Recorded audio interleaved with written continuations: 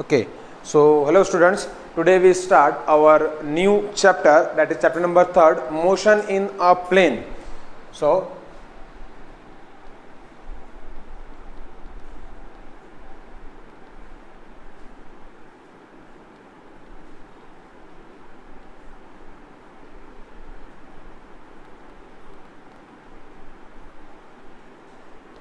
this is our next chapter, motion in a plane, chapter number 3.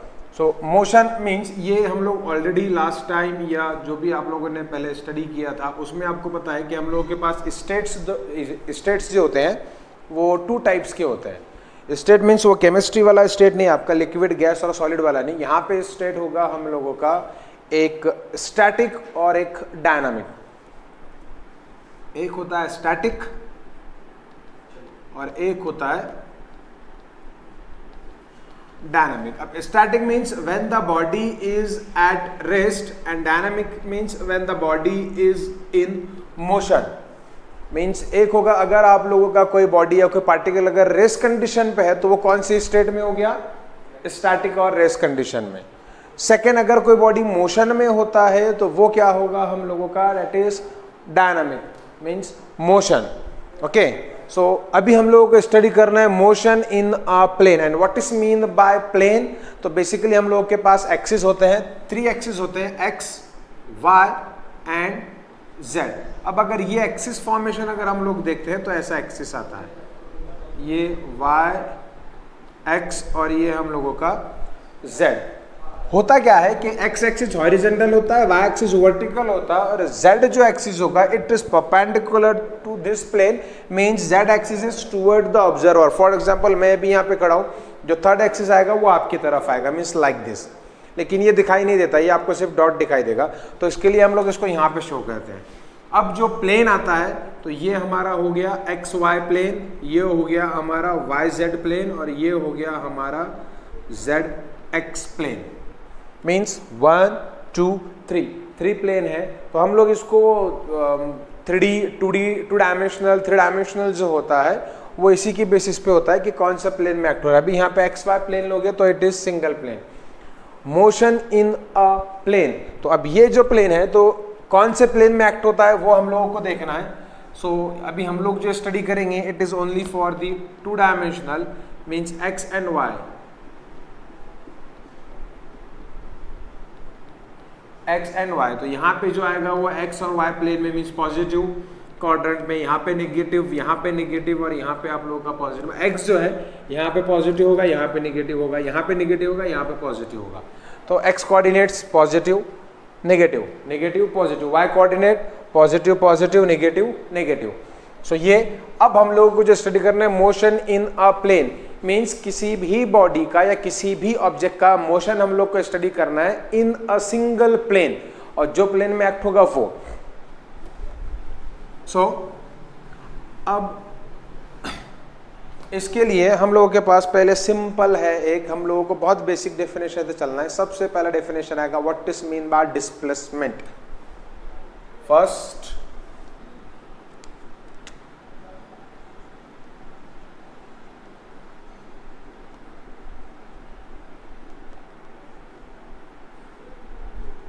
displacement, the distance of the object during the time interval t1 and t2. means अगर आप लोग देखो कि हमको displacement calculate करना है, ये 1 पोजीशन हो गया हम लोगों के पास, ये 2nd पोजीशन हो गया मीन्स पोजीशन नंबर 2. अब यहाँ से अगर कोई ऑब्जेक्ट मूव हो रहा है आप लोगों का यहाँ तक, ये पोजीशन 1 मीन्स x1, ये पोजीशन 2 मीन्स x2. यहाँ पे टाइम आपको मिलेगा t1, यहाँ पे टाइम आपको मिलेगा t2. So the distance of the object travel in the time difference of t1 and t2 is called as displacement. मतलब जो भी डिस्प्लेसमेंट होगा, सिंपल डिस्प्लेस करना मीन्स पार्टिकल या ऑब्जेक्ट एक पोजीशन से दूसरी पोजीशन पे मूव होगा. सो वो जितना डिस्टेंस ट्रैवल करेगा वो हम लोगों का डिस्प्लेसमेंट. फॉर एग्जांपल यहाँ पे एक स्टोन रखा है, ये स्टोन को पुश किया यहाँ से, ये स्टोन यहाँ से आ जाएगा आपका यहाँ पे, सो इतना जो इसका ये डिस्टेंस हो गया x, this is our displacement. So displacement of a object is the displacement of a object, the displacement of the object during the time interval of t1 and t2. अब during the time interval means क्या होगा कि यहाँ से यहाँ तक पहुँचने के लिए जितना टाइम लगेगा वो टाइम इंटरवल, तो वो क्या होगा आपका t2 माइनस t1 मीन्स एक पोजीशन से दूसरी. अभी फॉर एग्जांपल मेरा एग्जांपल ले लो, मैं घर से यहाँ पर आया हूँ, कुछ ना कुछ डिस्टेंस ट्रैवल किया है, घर से यहाँ तक आने के लिए मुझे टाइम भी लगा होगा.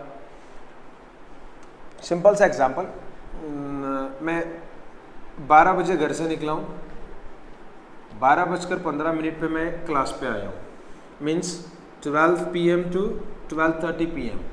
सो अब मुझे जब टाइम इंटरवल निकालना है, so it is 12:15 minus 12 which is equal to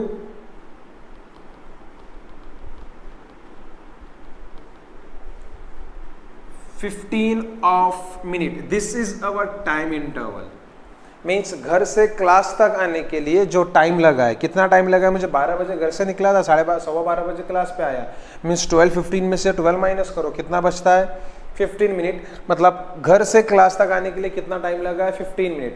और घर से क्लास तक का जो हम लोगों का डिस्टेंस है, it is called as displacement.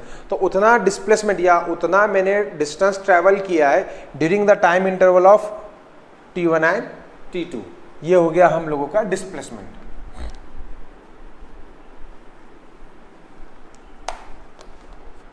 Second है हम लोगों का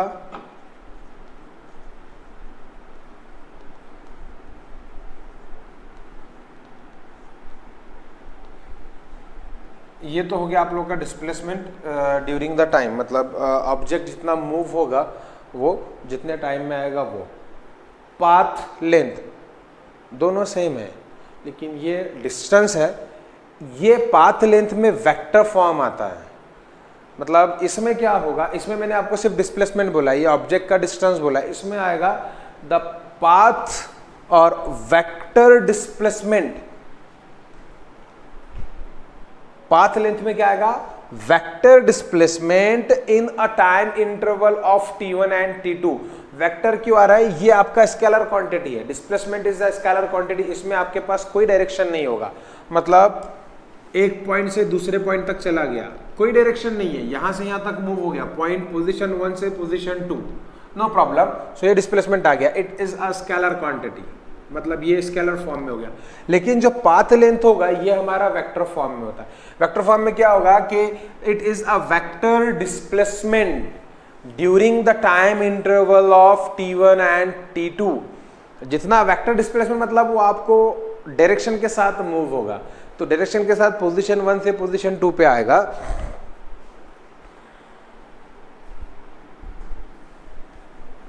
अगर आप लोगों को मैं बताऊं नॉर्मल, तो it is a actual displacement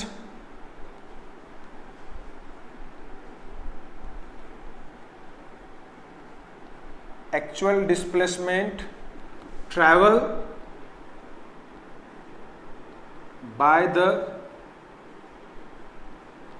vector object. Actual displacement travel by the vector object with respect to or with the time interval of t.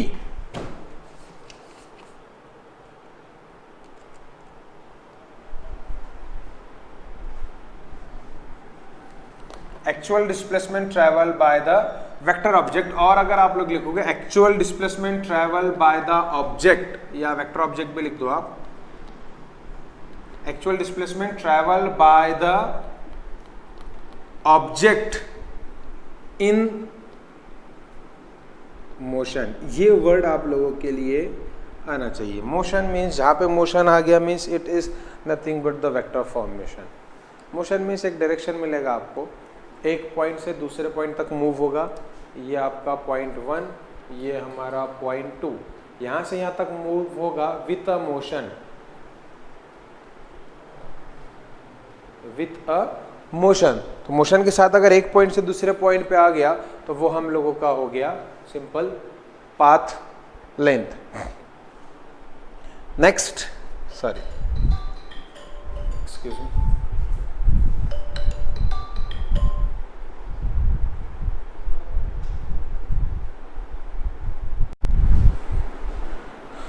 Next जो है हम लोगों का वो है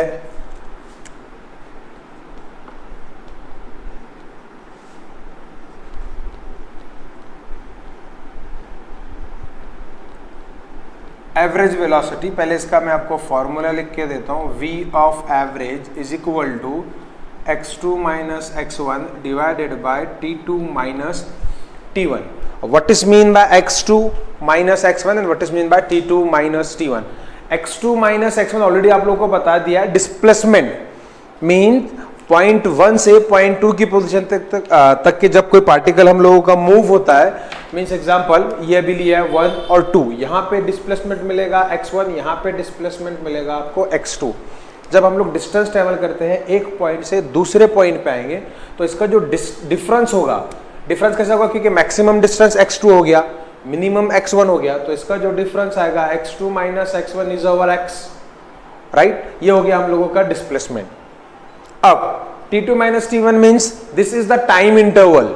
टाइम इंटरवल में सिंपल, यहां पे आप थे, यहां से स्टार्ट अगर आप लोग करोगे, पॉइंट 1 से स्टार्ट करोगे पॉइंट 2 तक, तो आपको कुछ ना कुछ टाइम मिलेगा। जैसा मैंने अभी आपको एक एग्जांपल दिया है कि मैं घर से क्लास के लिए निकला हूं 12:15 को, सॉरी 12 o'clock को, क्लास पर आया मैं 12:15 को, राइट। सो ये जो टाइम इंटरवल हो गया घर से क्लास तक आने के लिए, कितना हो गया 12:15 माइनस 12, मतलब मैं कितनी देर में क्लास पे आया हूं, 15 मिनट में। This 15 minute is the time interval for travelling a distance from x1 to x2, means from home to class.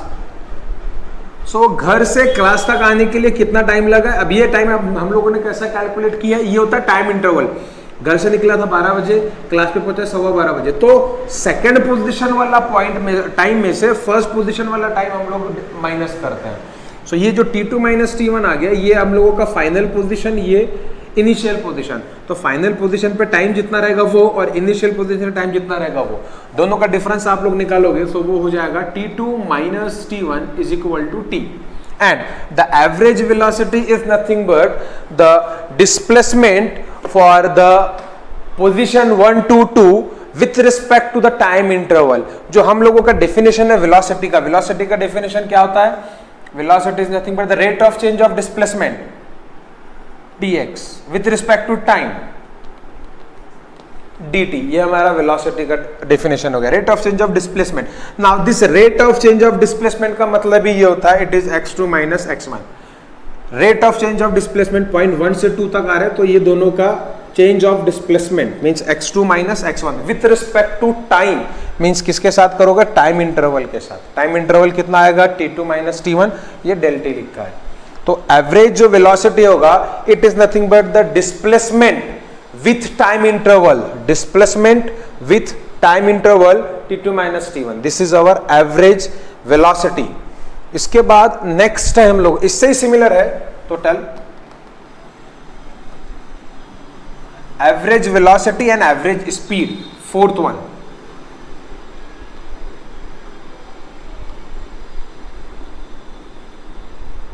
Average velocity, average speed, naming same है, लेकिन डेफिनेशन जो है वो थोड़ा सा डिफरेंट आता है। डेफिनेशन क्या है, यहां पे हम लोगों को क्या मिला, displacement without any motion with respect to time.